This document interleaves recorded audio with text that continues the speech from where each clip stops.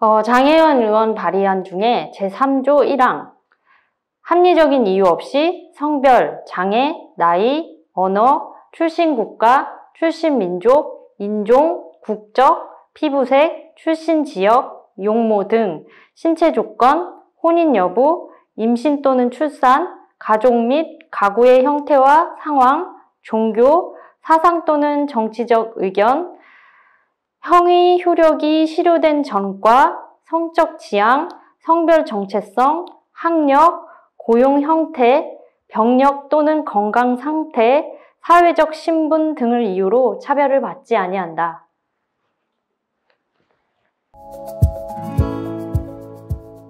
네, 안녕하세요. 저는 한국 성적소수자 문화인권센터 활동가이고요. 홀릭이라는 닉네임을 쓰고 있습니다. 반갑습니다.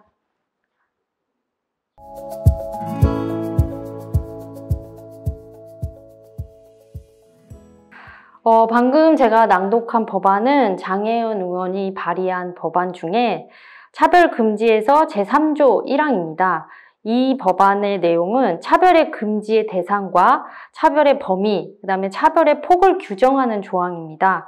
이 조항이 오랫동안 어떤 항목을 넣느냐 아니면 어떤 항목을 빼야 된다라는 이유로 초창기에는 싸움에 지금의 이 차별금지법을 반대하는 쪽과의 싸움에 쟁점이 됐던 부분이기도 하고, 그 쟁점 중에는 성적 지향이라는 부분이나 성별 정체성 부분에 있어서 지금에 다 들어가 있는 법안에 대해서 중요하다고 생각해서 이 법안을 낭독했습니다.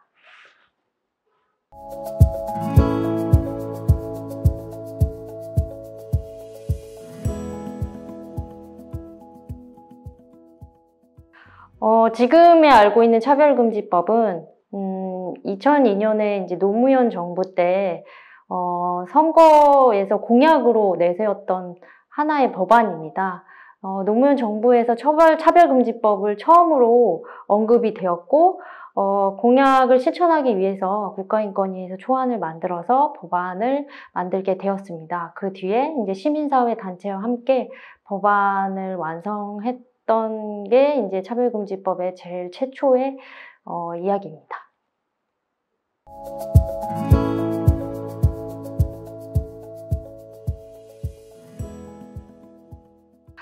네, 2007년의 기억을 가지고 이야기를 하려고 하면 한계가 있기 때문에 제가 책을 하나 가져왔어요. 이 책의 제목은 지금 우리는 미래를 만들고 있습니다 라는 제목의 올바른 차별금지법 제정을 위한 뜨거운 투쟁의 기록입니다. 이때 2007년부터 지금의 이제 무지개 행동으로 바뀐 단체의 발족까지의 기록을 상세하게 담아놨어요. 그래서 이 이야기들을 같이 하는 게 좀 좋을 것 같아서 제가 이 책을 가져왔습니다. 이 책의 서문이 가슴을 뛰게 하는 첫 문장이었어요. 여는 글의 제목이 뭐냐면요. 이 싸움은 한국의 스토너 항쟁이 될 것입니다. 네. 2007년의 기억들을 떠올려 봤었을 때 굉장히 긴급하게 많은 것들이 돌아가고 있었던 것 같아요. 지금의 차별금지법 1항은 성격은 비슷하지만 그때는 지금처럼 뭐 조직적으로 보수 기독교가 차별금지법을 반대한다는 이런 목소리가 그때 시작이 됐던 걸로 저는 기억을 합니다. 그때 이제 차별금지법을 만들겠다고 법무부에서 이제 발의를 하게 돼요. 그래서 이제 20일 정도 이제 공고 기간을 가지고 차별금지법을 통과하는 과정 중에 반대 이제 부산대 기론평 교수라고 있습니다. 그 분이 이제 청원을 하여서 동성애 처벌법 반대 관련한 청원을 쏘아 올렸고요. 그 이후로 이제 대한민국 국가조찬 기독회가 우리나라에는 존재하고 있거든요. 그 기독회가 주축이 돼서 동성애 반대 본부가 발족이 됩니다. 그 조직이 발족된 이후로 이제 성적 지향이 들어갔다는 것을 가지고 사람들을 선동하기 시작을 하죠. 근데 이제 이 정치권에서는 이제 정치권이나 이제 법무부에서는 아무래도 이 정치와 종교가 분리되지 않는 우리나라의 상황에서 반대편 쪽의 이야기들을 듣게 되고 성적 지향이 들어갔던 처음에 법안에서 성적 지향을 포함한 7개 조항을 삭제한 후에 이 법무부에서 법안이 다시 발의가 되기 시작합니다. 이 사건이 이제 7개 조항에서 성적 지향을 포함한 어떤 조항들이 삭제된 것은 그냥 편하게 얘기하면 차별받아도 된다라는 거거든요. 차별받아도 된다는 사람들이 성소수자를 표적으로 했던 사건이었고, 처음에 이것을 접하고 나서 이제 그때 있었던 단체, 한국성적소수자문화인권센터랑 그다음에 지금의 이제 행성인의 이제 전 이름인 동성애자인권연대, 그다음에 친구 사이, 그리고 이제 지금은 트랜스젠더 인권단체 조각보가 있는데 그 당시에는 성전환자 인권연대 지렁이라는 단체가 있었습니다. 그리고 연분홍치마라는 지금의 활동을 같이 하는 단체들이 모여서 이것이 굉장히 중요한 상황이기 때문에 단체 내에서 이것을 대응하기보다는 굉장히 많은 사람들의 힘이 필요하고 이것을 좀 알려야 되겠다 해서 긴급 번개라는 이름으로 사람들을 모으기 시작하고 이 법무부가 7개 조항을 삭제했다라는 것을 알리기 시작을 합니다. 이게 아무래도 첫 번째 커뮤니티를 비롯한 많은 사람들이 이 사실을 분노해서 모였던 긴급 번개가 3차까지 진행이 됐거든요. 그때가 아마 차별금지법 투쟁의 시작이었던 것 같아요. 그때는 이제 되게 인상 깊었던 것들이 굉장히 많은데 사실 우리가 이 사실을 해외에 알리는 것에 좀 집중을 했어요. 그래서 해외에 보도자료를 돌리고 영자신문사에 연락을 해서 영문으로 보도자료를 배포하기 시작을 했습니다. 그 다음에 이제 차별금지법 공동 대응 조직 구성을 위한 긴급 번개를 처음으로 열었는데요.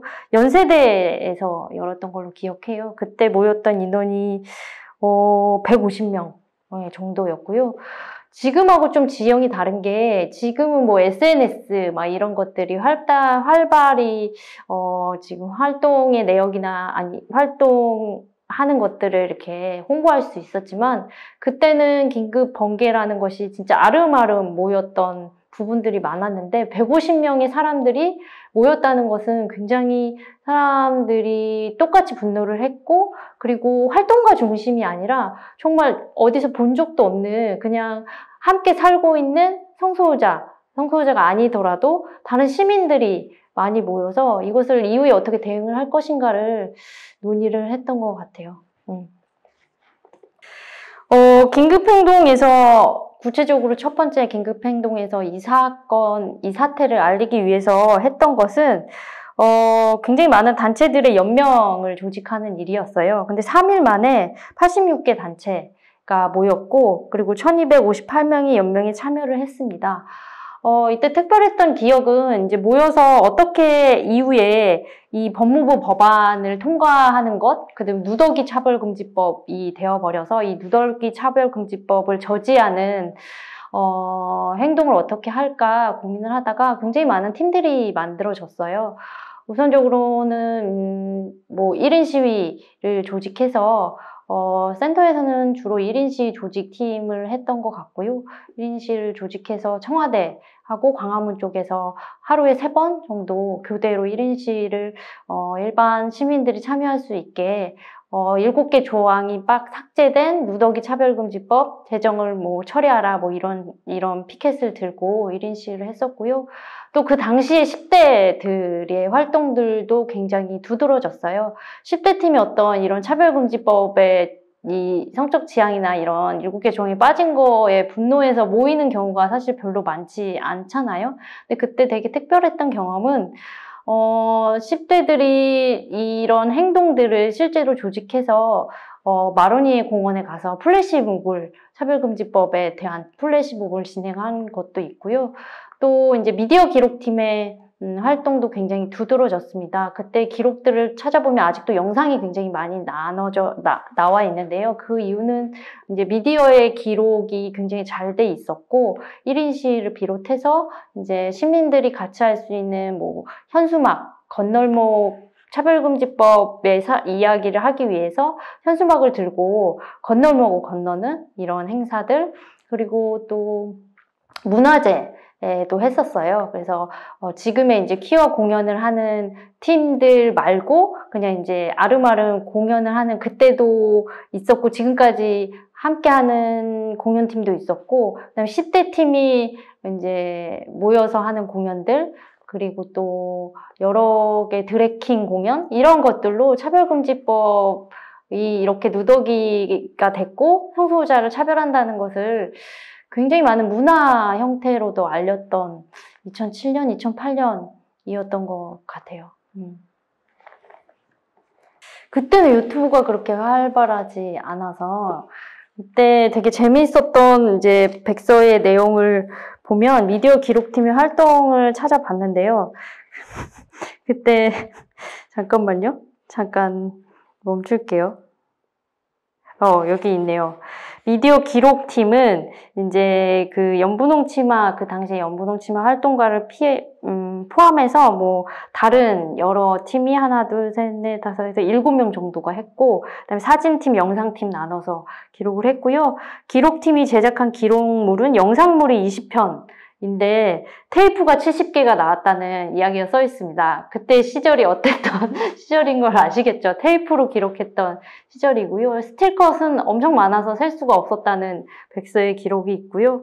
그리고 또 이때 또 재미있었던 여러 부분들 중에 많은 웹자보들이 좀 이렇게 어떻게 나눠져서 웹자보를 만들었냐면 일반용, 이반용, 기독인용 이렇게 만들어서 웹자보를 만들었더라고요. 그래서 되게 고민을 많이 했고, 그 당시에 어쨌든 1반, 2반을 나눠서 만들었다는 것도 참 재미있던 기록이구나. 지금 보니까 그때는 이제 뭐 엄청 거의 1년을 뛰어다니는 활동을 했는데 지금 보니까 재밌는 부분도 많고, 역사적으로 기록이 이렇게 잘 되어 있다는 것은 굉장히 중요하구나도 느꼈던 것 같습니다.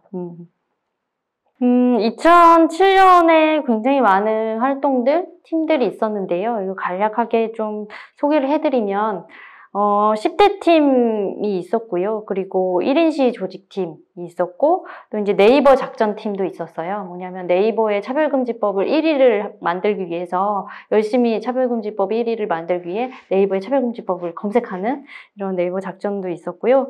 그 다음에 또 아무래도 보수 기독교가 차별금지법을 반대하는 부분이 있었기 때문에 한국 기독청년학생연합회가 이제 한기총 앞에서 뭐 기도회를 하는 것도 있었고, 또 동성애자 풍물연합회도 있었습니다. 이때도 풍물을 씌셨어요. 그래서 풍물로서 이 차별금지법의 제정이 누더기 된 것을 알리는, 그래서 인사동에서 청계천을 돌아서 종로상가까지 도보행진을 하는 활동도 있었고요.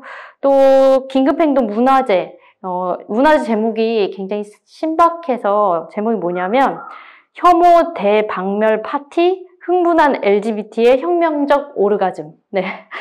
되게 재밌었겠죠. 네, 클럽 라브리스에서 진행이 됐고요. 이때는 활동을 즐겁게 했던 것 같아요. 이런 제목들을 보더라도 어떤 활동이라는 게 딱딱하게 진행되는 면이 많은데, 그냥 LGBT들은 늘 활동을 하는데도 즐겁게 하는 느낌으로 이때 문화제를 했던 기억이 있고요. 그 다음에 대학 연대팀도 있었습니다. 그래서 대학 안에 이제 릴레이 자보를 부착하는 일들, 이런 일들을 했었고요. 근데 이제 영화인 캠페인도 있어서 이제 지금도 활동하시는 이영 감독님의 영화 이방검열 2를 같이 보고 그 차별금지법에 대한 이야기를 나누는 행사도 했었고, 또 이제 대선을 앞두고 있었어요. 그래서 대선을 대응해서 후보들에게 대선 관련한 질의서를 보내는 활동들, 이런 것도 했었고, 그리고 이제 마지막으로 이제 3차 긴급행동까지 이제 사람들을 조직해서 100명 정도 모임해서 이제 이 조직이 이렇게 끝나는 건 아깝기 때문에 무지개 행동이라는 지금의 단체로 이제 전환하는 회의를 10시간 정도 했던 것 같아요. 기존의 긴급행동의 활동들을 다 이제 평가회를 하고 사람들하고 나누고 그리고 이것들을 정리하고 이제 새로운 조직으로 전환해서 발족하는 회의까지 한 1년 넘게 진행이 됐었고요. 저는 이제 성소자 활동가이기도 하지만 크리스찬인데요. 제가 그때 활동 중에 지금까지도 좀 아쉬웠던 활동 중에 하나는 주일에, 그러니까 일요일에 굉장히 큰 교회 앞에서 차별금지 예배가 끝난 성도들에게 차별금지법에 관련한 유인물을 나눠주는 활동을 조직을 했었어요. 제가 한 건 아니고 저는 거기 들어가지 않았지만 근데 그것은 지금에 돌아봤었을 때는 저는 잘못된 행동이라고 생각을 해요. 마치 얼마 전에 부처님 오신 날에 기독교가 가서 이렇게 항의를 했던 것과 비슷하게 저는 교회와 그렇게 직접적으로 부딪혀서 차별금지법이 너네가 성소자를 그렇게 차별해도 되느냐 교인을 선동하는 방식으로 해서는 안 됐었다는 생각이 들거든요. 그때 활동했던 활동가들이 좀 많은 트라우마들이 있었던 기억이 있습니다.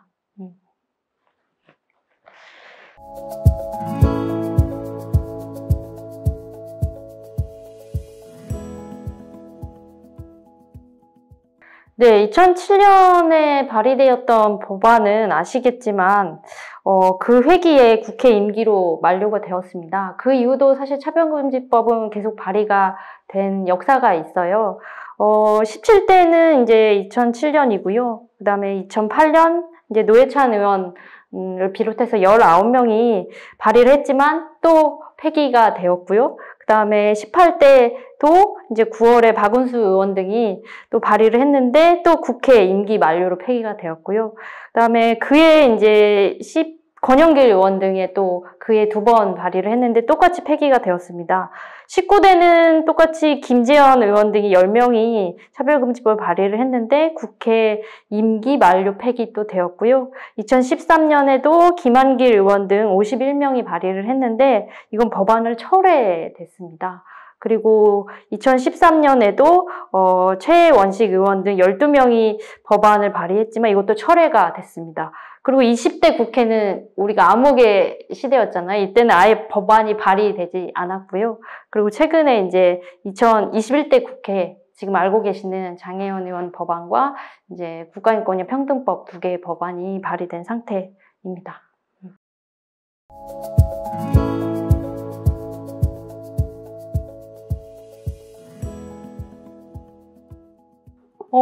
한국이 처한 특수한 상황 굉장히 많기도 하죠. 여러 분야에서. 성소자에 국한돼서 얘기를 해보면 동성애라는 타이틀을 가지고 차별금지법을 반대를 했었던 역사를 보면 그것도 그 주체가 보수 기독교를 주축으로 계속 동성애 반대, 성소자 반대, 그다음에 성소자 반대하면 가정이 무너지고 뭐 이런 이야기들 그리고 지구종말까지 이야기를 하잖아요. 이런 식으로 주장하는 사람들이 보수 기독교이고요. 이 보수 기독교가 일부이지만 많은 권력을 가지고 있고 정치권이나 종교가 연결돼서 이것이 우리나라의 많은 법들이나 이런 것들에 영향을 주는 게 저는 문제라고 생각을 합니다. 보통은 이런 교회 권력들이 지역사회에서 굉장히 많은 것들을 도와주기도 하잖아요. 그리고 영향력이 굉장히 큰데 그 영향력을 사회적 소수자를 차별하는 데 쓰고 있는 거예요. 그렇기 때문에 그냥 개인이 성소수자 말고 일반 개인이 이 조직 안에서 활동을 하거나 교회 안에서 활동을 했었을 때 특히 성소수자 당사자이거나 당사자가 아니더라도 사회적 소수자들이 차별받는 상황에서 저항을 할 수 없는 거죠. 그리고 커밍아웃은 물론 할 수 없는 상황 이런 것들이 복합적으로 연결되어 있어서 저는 가장 큰 문제는 정치와 종교가 짝짝꿍하는 거라고 생각합니다.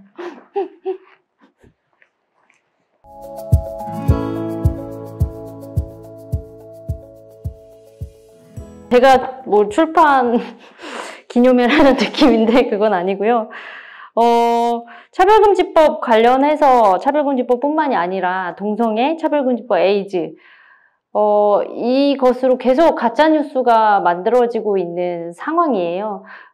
특히 성소수자 말고도 사회적 소수자, 세월호 관련한 가짜뉴스라던가 이슬람 관련한 가짜뉴스라던가 사회적 약자를 대상으로 한 가짜뉴스들이 너무나 많이 퍼져 있는 상황입니다. 그래서 저희가 2018년에 활동가들이 좀 모여서 우리가 알아야 할 바른 진실들이라는 책을 냈어요. 이것은 뭐냐면 가짜뉴스를 구별할 수 없는 거예요. 그리고 진짜 정보를 찾을 수가 없고 가짜 정보만 많기 때문에 이 홈페이지를 만들어서 이것은 가짜뉴스이고 이것이 진짜다 해서 이 진짜를 많이 퍼가서 우리로 소문을 내달라라는 취지로 이 온갖 가짜뉴스들을 모아서 이제 전문가들의 의견들이나 이런 것들을 같이 담은 책자를 샌드에서 발간을 했습니다.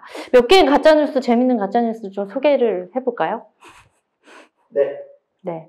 굉장히 많이 있어요. 이런 것들이 과학의 이름을 또 가지고 와서 유사과학이나 이런 것들을 동성애 혐오와 많이 결합해서 가짜뉴스가 만들어지고 있거든요. 예를 들어서 이 문제점, 보통 이제 동성애 혐오의 자료들을 쭉 분석을 해봤어요. 저희가 진짜 그때 이 책을 제작했던 많은 활동가들이 HIV 에이즈 관련한 쪽 맡아서 하거나 아니면 진짜 이 데이터가 그쪽에서 제시한 데이터가 맞는지를 다 조사를 논문들을 막 수십 개 읽고 조사를 했거든요. 근데 문제점은 세 가지입니다. 첫 번째 뭐냐면 동성애 혐오 진영은 자신들의 입맛에 맞게 연구 결과를 그냥 이렇게 왜곡해서 그것을 그냥 퍼뜨리는 거예요.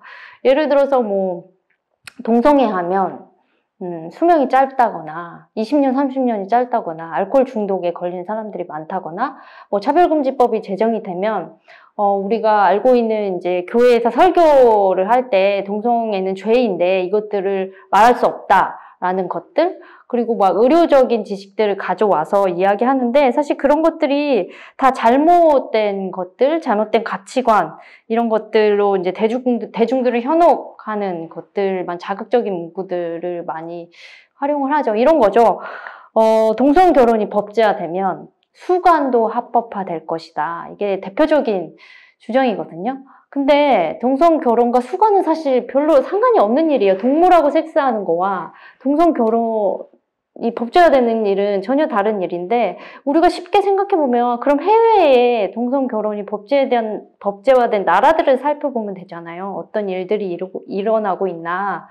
근데 오히려 캐나다에서는 똑같이 이런 가짜뉴스들이 퍼졌을 때 동성 결혼 법제화한 이후에 수관을 불법화하는 법이 같이 통과되는 오히려 긍정적인 효과가 있었습니다. 그거 말고도 동성 결혼이 법제화되면 일어나는 일은 한 가지죠. 동성 결혼이 시작됐으니까 동성 이혼이 시작되겠죠? 네, 왜 그런 대만에서도 동성 결혼이 법제화된 다음날 이혼 커플이 생겼잖아요. 그래서 블루 오션으로 저는 동성 결혼이 곧 법제화되니까 이혼 변호사 쪽으로 이렇게 개업을 하면 좀 잘 될 것이다 이런 농담을 하고 있지만 뭐 또 이런 거 있죠. 지구종말이 일어난다. 뭐냐면 성소유자는 임신 출산을 할 수 없기 때문에 동성애를 허용하면 동성애자들이 늘어나서 우리나라는 출산율이 이렇게 낮은데 가뜩이나 동성애자들 막 창궐을 하면 애를 다 안 낳으니까 결국엔 지구종말이 올 것이다. 너무 과대해석 아닙니까? 그러니까 이런 식의 논리들로 말이 안 되는데 말이 되는 것처럼 예를 들어서 이런 거죠. 인생은 아름다워라는 드라마가 있었어요. 주말 드라마인데 김수현 작가님이 썼던 주말 드라마인데 그때 이제 동성 커플이 나와서 주말에 이제 대가족에게 커밍아웃한 이런 장면들이 주말 드라마로 방영이 된 적이 있었습니다. 그때의 혐오 문구가 조선일보, 중앙일보, 뭐 조중동에 매주 실렸는데 잊을 수 없는 문구가 뭐냐면 그러니까 인생은 아름다워 보고 게이된 내 아들 에이즈로 죽으면 SBS 책임져라. 너무 귀에 쏙쏙 꽂히잖아요. 아무런 맥락이 없어요.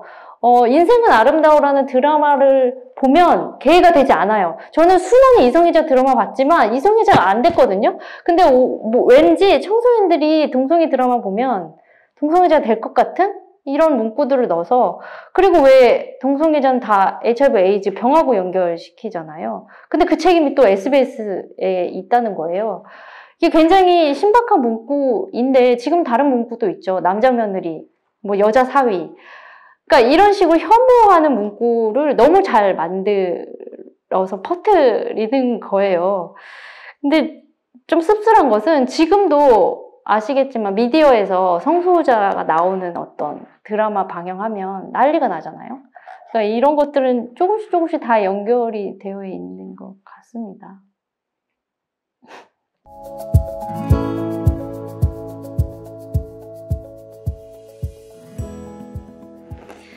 2007년에는 성소수자를 특정해서 성소수자는 차별받아도 되는 사람으로 명명했다면, 지금의 차별금지법은 성소수자 진영뿐만이 아니라 정말 차별을 받을 수 있는 사람들, 다양한 사람들이 함께 이 차별금지법을 만들고 있다고 생각을 하거든요. 그래서 모든 영역의 시민단체, 인권단체들이 지금 차별금지법 제정을 위해서 활동을 하고 있습니다.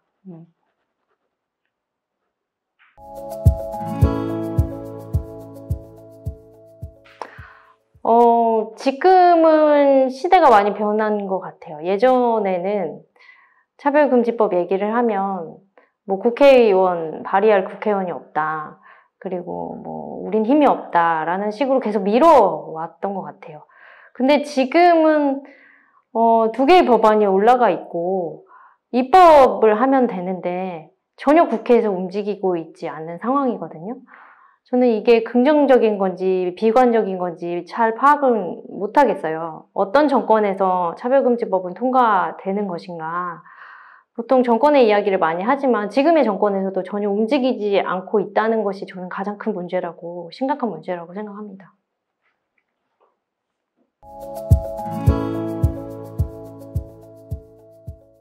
많이 달라진 것 같긴 해요. 뭐가 달라졌냐면 시민의식이 저는 달라졌다고 생각해요. 예전에는 차별금지법이 무엇인지도 몰랐고, 그리고 지금 차별금지법에 대한 굉장히 가짜뉴스가 많이 퍼져 있지만 제가 놀랐던 것은 차별금지법을 찬성한다는 여론이 굉장히 많이 올라갔다는 거예요. 얼마 전에 조사한 기록에서도 88%의 시민들이 차별금지법이 필요하다는 얘기들을 했고, 보수 기독교가 반대의 목소리가 높지만 기독교 진영에서 또 따로 조사를 했었을 때도 굉장히 많은 기독인들이 차별금지법을 찬성하고 있다는 여론조사가 저는 굉장히 고무적인 일이고 굉장히 놀랄 일이라고 저는 생각을 해요. 그래서 이건 시민의 염원이고 이제는 누구나 차별을 받고 있다는 저는 경험을 했다고 생각하거든요. 그것의 중요한 계기가 저는 코로나이기도 하다고 생각을 해요. 코로나 위기로서 많은 것들이 무너지고, 그리고 많은 것들이 힘들고 일상에서 많은 차별을 받는 것 중에 우리가 질병이 바이러스로 인한 차별은 이제는 나도 확진자가 될 수 있다는 두려움을 통해서 나도 차별받을 수 있다는 것을 이젠 대부분의 사람들이 알고 있다고 생각하거든요. 그리고 이런 차별을 받았을 때 보호받아야 될 법이 우리나라에 없다는 것도 이미 인식을 하고 있다고 생각을 해요. 그래서 그것이 가장 긍정적인 효과라고 생각을 하고요.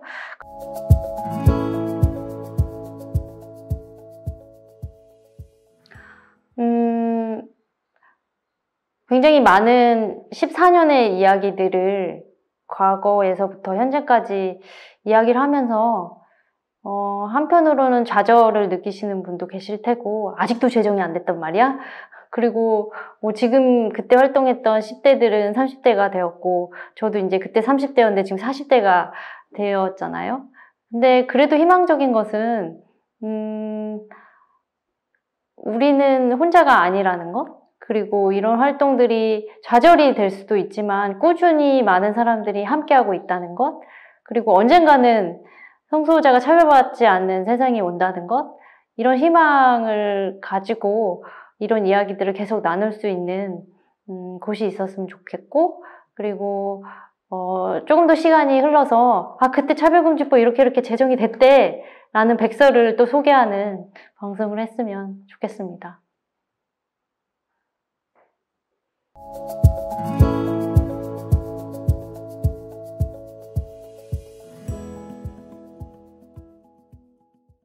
차별금지법 안에 성적 지향으로서 차별받아서는 안 된다라는 조항이 들어가서 아마 그런 주장을 하시는데, 사실 성적 지향 안에는 동성애, 이성애, 양성애로 정의되어 있고, 이미 동성애는 정신병 목록에서 오래전에 빠진 항목이기 때문에 차별금지법과 이 동성애를 정상으로 본다라는 전제는 전혀 다른 말입니다. 정상은 다 정상입니다. 네, 그리고 차별금지법과 아무 상관이 없습니다.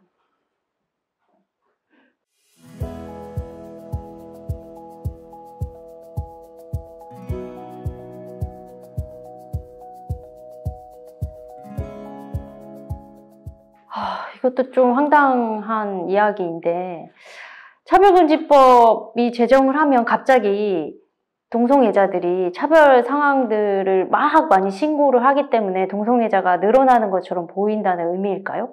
근데 저는 이것도 상관이 없다고 생각을 하는데, 동성애자는 늘 어디에나 우리 주변에 있었을 뿐이지 갑자기 동성애자가 되거나 차별금지법이 만들어졌기 때문에 이제 맘 놓고 동성애자라고 말하고 살아야지 이런 식으로 띡 나타나는 건 아니고요. 동성애자가 많이 보일 수는 있겠죠. 그 이유는 이미 차별을 많이 받는 사람들 중에 한 명이 동성애자이고, 동성애자뿐만이 아니라 사회적 소수자들이 많이 차별에 대해서 차별을 받은 거에 대해서 차별금지법을 이용해서 법안을 이용하는 사람들이 늘어나겠죠? 동성애자를 확산시킨다거나 이런 거는 또 황당한 주장이기 때문에 굳이 대답을 정확하게 이야기할 가치도 없다고 저는 생각합니다.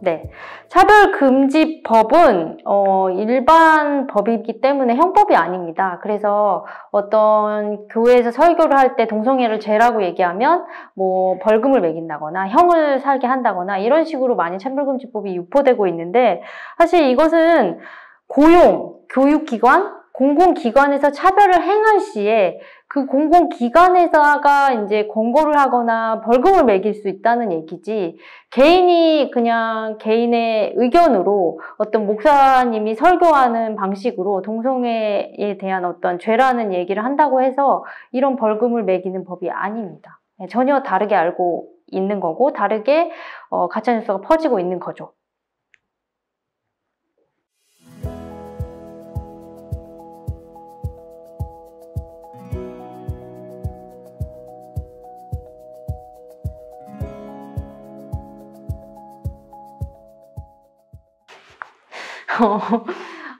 차별금지법이 제정이 되고 동성결혼이 법제화가 될지는 모르겠어요. 근데 이제 동성결혼이 법제화되면 가족의 근본 가치가 무너진다. 이런 얘기들을 많이 하는데, 이것의 똑같은 주장은 예전에 동성동본이라는 혹시 이런 규율이 있었던 걸 기억하시나요? 그러니까 같은 가문, 김씨 아니면 문씨끼리 결혼을 할 수 없었어요. 그때도 똑같이 가족의 근본 가치가 무너지며 똑같이 주장을 했거든요. 근데 사실 저희 어머니, 아버지, 새아버지 문씨거든요. 지금 잘 살고 계세요. 가족의 가치가 무너지지 않았어요. 그리고 이 동성결혼 법제화가 되면 일어나는 일은 한 가지밖에 없다고 생각해. 동성 이혼이 늘어난다? 네, 그렇기 때문에 가족의 가치를 어디에 두고 있느냐도 중요한 것 같아요. 지금의 가족의 가치라는 것은 혈연가족 중심, 4인 가족 중심으로 모든 법제화가 되어 있고, 그것을 가족의 가치라고 두고 있는데, 솔직히 말해서 사실 4인 가족, 아버지, 어머니, 딸, 자녀로 구성된 그 가족은 지금 많이 없다고 생각하거든요. 대부분 대부분은 아니지만 거의 1인 가족이 늘어나고 있고, 그리고 한부모 가족도 많이 있고, 그리고 우리가 생각하는 가족의 가치, 가족의 혈연 가족 중심은 이미 많이 변하고 있기 때문에 이거는 가족의 가치가 무너진다는, 지금 이미 다 무너져 있습니다.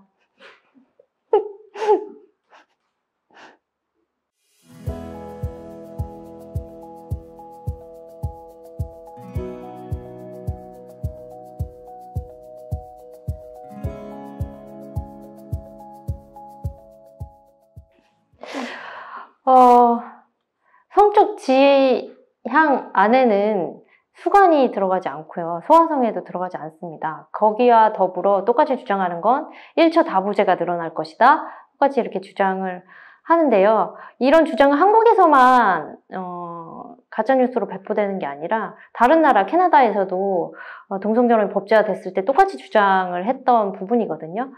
근데 오히려 이런 식의 주장들이 계속 일어나고 있으니까 캐나다에서는 동성결혼이 법제화됐을 때 수간을 불법화하는 법이 통과됐어요. 그렇기 때문에 오히려 긍정적인 효과가 일어났던 거죠. 그렇기 때문에 차별금지법이 제정이 되고 동성혼이 법제화되면 수간이 늘어나진 않습니다. 성적 지향과 수간과 소화성애는 다 다른 개념입니다.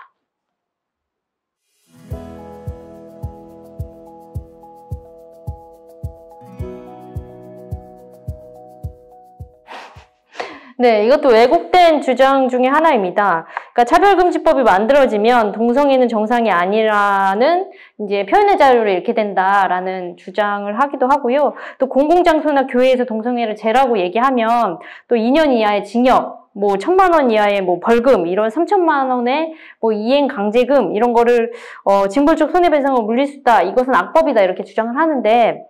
사실 공공장소 교회에서 단순히 동성애를 죄라고 한다고 해서 이것이 잡혀가는 일은 사실 없습니다. 네, 차별금지법이 제정된다고 해서. 그리고 차별금지법 그런 내용이 없어요. 네, 법을 보시면 됩니다. 없고요. 그 다음에 목사가 동성애가 죄라는 전단지를 돌리다가 뭐 잡혀갔다라고 이제 그렇게 뭐 자료를 제시하고 그것을 언급되기도 하는데 이걸 조사해 봤더니 이것은 전도 금지 구역에서 전도를 해서 잡혀간 사실이지 차별금지법 때문에 동성애를 죄라고 얘기해서 잡혀간다는 내용은 왜곡된 주장입니다.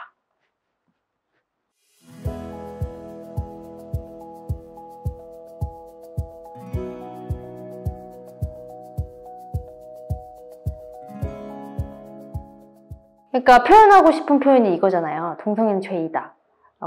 근데 차별금지법 자체는 동성애 찬성법이 아니거든요.